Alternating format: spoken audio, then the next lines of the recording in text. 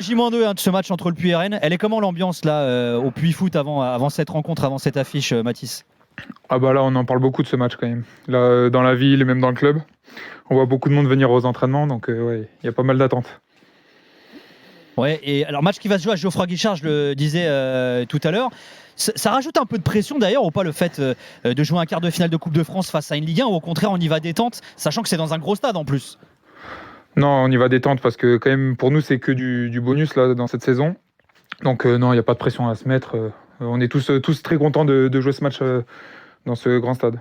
Alors qui dit coupe, Mathis, dit possiblement tir au but. Est-ce que c'est quelque chose qui t'excite et que tu bosses en tant que gardien de but, toi? Que je bosse dans les semaines de Coupe de France, même que on le bosse avec toute l'équipe. Et oui, c'est un truc qui m'excite. Moi, j'aime bien ça. J'affectionne les séances de tir au but. Donc déjà, si on y arrive, c'est qu'on aura fait un bon match. Mais genre tu bosses t'as déjà bossé les tireurs rennais potentiels, etc. Tu sais où ils tirent, etc. ou pas? Non, pas encore, pas jusqu'à ce point-là, mais je m'habitue quand même à faire cet exercice, quoi, à déjà rentrer dans ma bulle et au niveau de la concentration. Mathis Carvalho, un gardien du Puy Foot qui affrontera le Stade Rennais dans 2 jours en quart de finale de Coupe de France en direct dans l'Afterlay avec nous. Alors c'est un débat qu'on a souvent eu dans l'After avec Kevin Diaz notamment, qui défend l'idée que les équipes de N2, alors N2 ou même en dessous, travaillent, s'entraînent comme les équipes pro. Toi tu as connu les deux mondes, je rappelle, tu es passé par le centre de formation de Toulouse, tu es passé par Montpellier également. Est-ce qu'en N2 on est footballeur, on est organisé à temps plein comme les professionnels, Mathis? Oui, ça, c'est la même charge de travail. On s'entraîne tous les jours. Surtout que vous on a les infrastructures qui vont avec. Vas-y Roland. J'ai dit surtout que la saison dernière, ce club-là était en National 1. Donc National 1, ça se rapproche quand même du professionnalisme. Et là, donc, on voit la saison qu'ils font. Vous êtes second, je crois. C'est ça, seconde National 2. Ça fait quand même une belle saison. Et la saison dernière, c'était quand même pas facile de se maintenir. Il y avait 6 descentes. Donc là, il y a un bon parcours qui disons, est extraordinaire, mais ne surprend pas. On peut penser qu'un club comme le Puy est capable de faire justement ce qui se passe. Et puis c'est un club qui aime bien la Coupe de France en plus. Ben oui. Jeannot a une question pour toi, Mathis. Oui.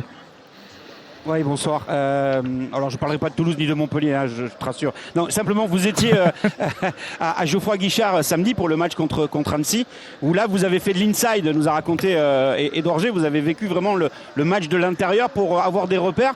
Et votre entraîneur n'a pas voulu de séance de travail à Geoffroy Guichard. C'est pas un peu frustrant pour préparer un tel rendez-vous, un quart de finale de Coupe de France contre une équipe pro et pas chez vous? Frustrant non, on va profiter pleinement du moment le jour J. Après là on se prépare comme d'habitude.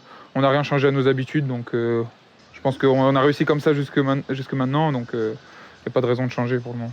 Bon, j'imagine que jeudi dernier avec les gars du Puy, vous étiez devant votre écran, vous avez vu le match contre Milan du Stade Rennais. Ça fait flipper un peu ou pas de voir Rennes battre Milan? Flipper non, c'est impressionnant, c'est une très belle équipe. Après ce sera un autre match, On espère qu'on pourra jouer nous notre chance à fond et c'est ce qu'on va faire. Oui, puis Roland, tu me rappelles, c'est vrai qu'il y a eu le match face au PSG entre temps aussi. Les Rennais, ils ont fait un sacré match contre Paris aussi. Un sacré match en ayant changé pratiquement la moitié de leurs joueurs.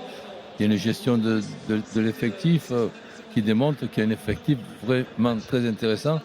Et Julien Stéphane, je dirais, se régale avec cet effectif. Sinon, Mathis, je vais filer ton numéro de téléphone à Jérémy Donzet. Il va refiler ton numéro de téléphone à Marc Keller. Parce que je crois qu'à Strasbourg, il cherche un gardien depuis le départ de Madsels. On est d'accord, Jérémy, non? Ouais, avec grand plaisir. Non, mais c'est pas lui qui recrute. Bien sûr. C'est vrai. C'est vrai. J'ai fait le numéro de Boeli.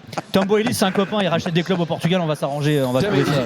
Je connais bien le Portugal aussi, Mathis. Donc, Juste une petite question pour Mathis, mais comment tu vis cet engouement autour du match en sachant que ce sera à Geoffroy Guichard? Ça a été un choix très réfléchi, ça a pris une semaine pour que les dirigeants du Puy décident d'aller à Geoffroy Guichard et qu'ils n'inversent pas la rencontre. Ça a été dans les tuyaux d'inverser la rencontre à Rennes.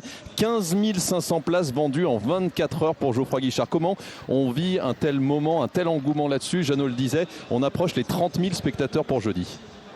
C'est génial, franchement c'est génial, on voit l'engouement dans la ville et puis on entend en parler tous les jours, donc pour nous c'est que du plaisir, c'est génial.